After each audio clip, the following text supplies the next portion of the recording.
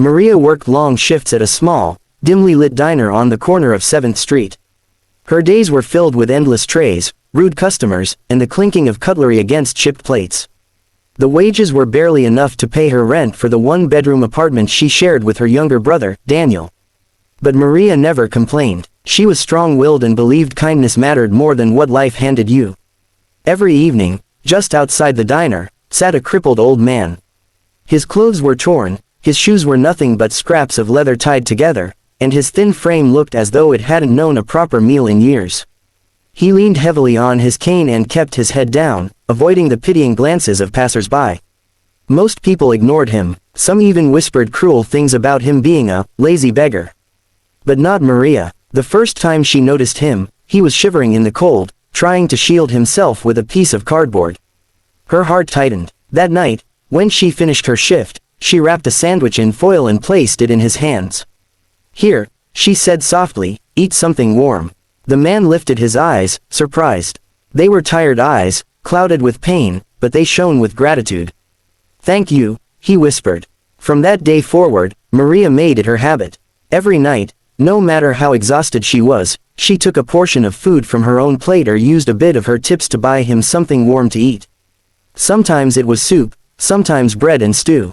She didn't ask him questions. She just smiled, set the food in his hands, and walked away. Weeks turned into months. Maria didn't know his name, and he rarely spoke, but an unspoken bond grew between them. Daniel often teased her, "You're feeding a stranger more than yourself," but Maria only replied, "We never know what battles others are fighting. If I can ease his hunger, even for one night, it's worth it." The strange confession. One rainy night, Maria was closing up the diner when she saw the old man waiting for her under the awning. His cane shook as he tried to steady himself. She rushed to him, worried he might fall. "You shouldn't be out in this rain," she said, handing him a steaming cup of soup. The man stared at her for a long moment, as if weighing whether he should speak. Finally, in a raspy voice, he said something that made her freeze. "You've been feeding me for months, child. But you should know, I am not who you think I am. I am a billionaire." Maria blinked, confused. She thought perhaps he had lost his mind. She gave a small, awkward smile and said, "Eat your soup. Don't worry about silly things." But the man shook his head firmly. "No, it's the truth." The billionaires passed. Over the next few days, Maria began to learn the man's story. His name was Edward Kingsley, once one of the richest men in the city. He had built a vast empire in real estate, owned luxury hotels, and his face often appeared in business magazines. But his success had come at a cost. He had trusted the wrong people, business partners who betrayed him, a family who cared more for his fortune than for him, and lawyers who stripped him of everything during a bitter legal battle. To make matters worse, an accident had left him crippled, dependent on a cane. Alone and abandoned, he withdrew from the world. People he once helped turned their backs on him. Slowly, he fell into obscurity, living on the streets, forgotten by all. And then, Edward saw Ede with a trembling smile. "A poor waitress with nothing to her name fed me when I had lost all hope." Maria's chest tightened as she listened. She didn't know what to say. To her, Edward had always just been a hungry old man.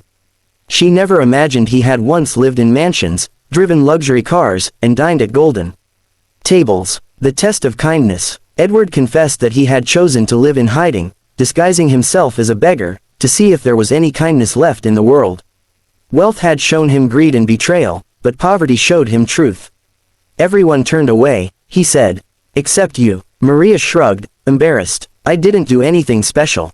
I just couldn't let you go hungry." Edward's lips curved into a knowing smile.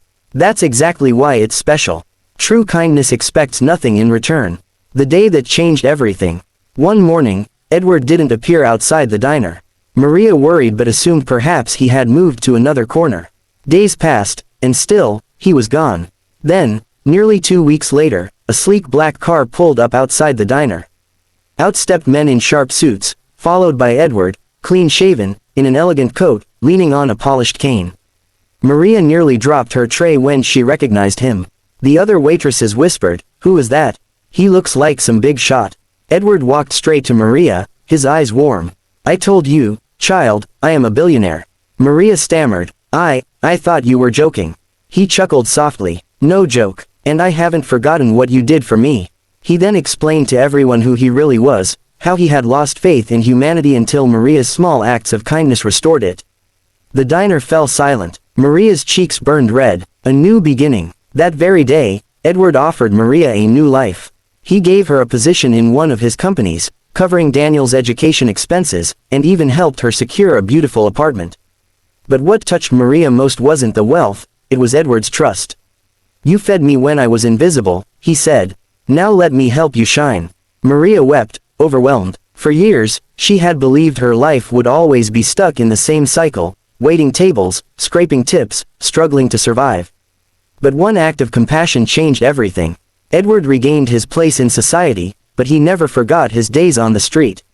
With Maria's help, he founded a charitable foundation to feed the homeless and support struggling workers.